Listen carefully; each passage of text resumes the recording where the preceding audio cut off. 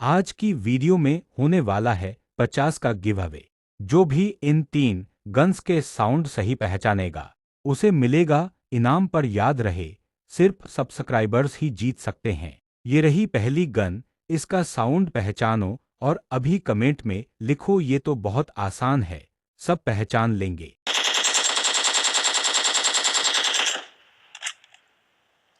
दूसरी गन का साउंड थोड़ा मुश्किल है, ध्यान से सुनो।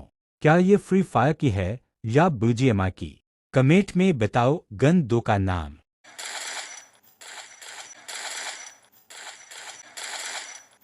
यह है आखिरी गन, इसमें 99% लोग फेल होने वाले हैं। अगर इसका जवाब सही दे दिया तो समझो आप प्रो प्लेयर हो।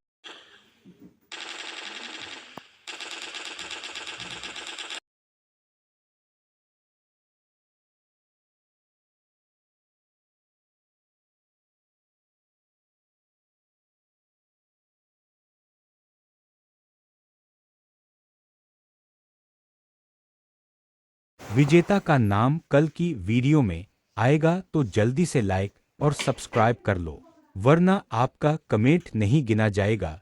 अगली वीडियो का इंतजार करना।